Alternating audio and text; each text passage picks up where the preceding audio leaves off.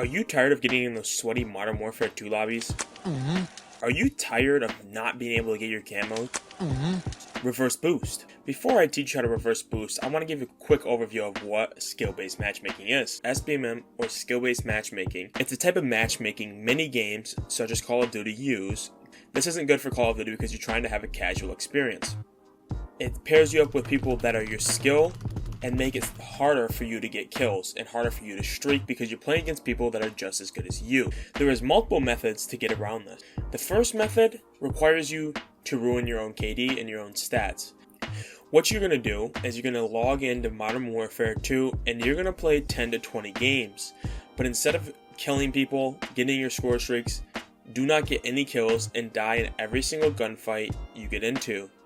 This will make your stats very bad for those 10 to 20 games, and the game will think you're a below average player and therefore will put you in worse lobbies.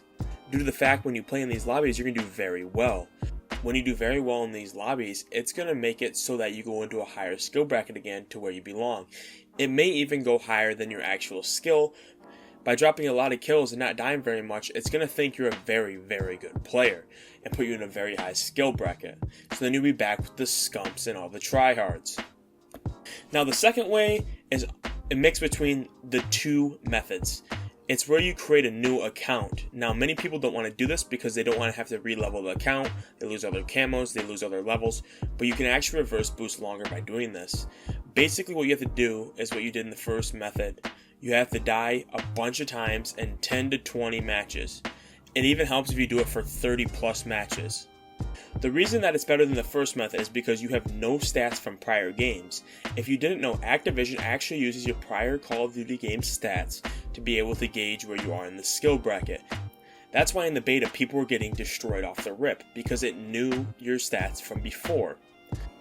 Now, you play these 10 to 20 to 30 games and you die a bunch of times. Now your KD is going to be horrendous. Now when you go drop a bunch of kills and get a high KD, the game's not going to know where to gauge you due to the fact you played those 30 games and you have no previous history on your Call of Duty account.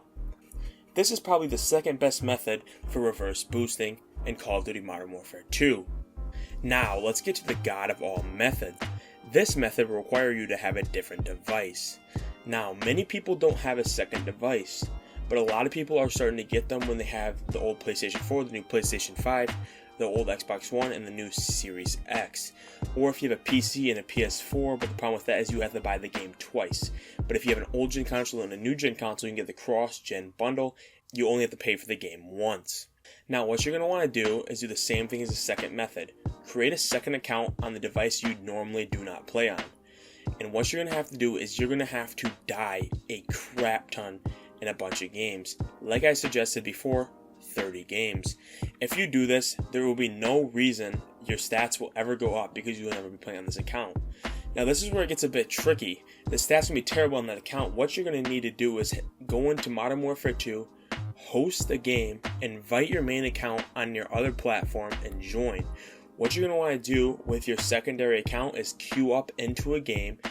The lobbies that you'll get into will be very bad. This is because the stats in the account that is hosting are very bad, and it's going to kind of mesh both of the good player stats and the bad player stats together. It's going to take into account the worst player stats more because they're the host. So that's one way to do this method. But there's another way to do this method to get in lobbies that are so bad you will be able to play with your eyes closed. What you're going to need to do is choose what playlist you want to go into. Queue with your backup system, and once you get into a game lobby, you're going to want to join with your main account, back out with the other account. This is not going to mesh any skill-based matchmaking together. It is going to put you in the worst lobbies that it can find that matches with your first console.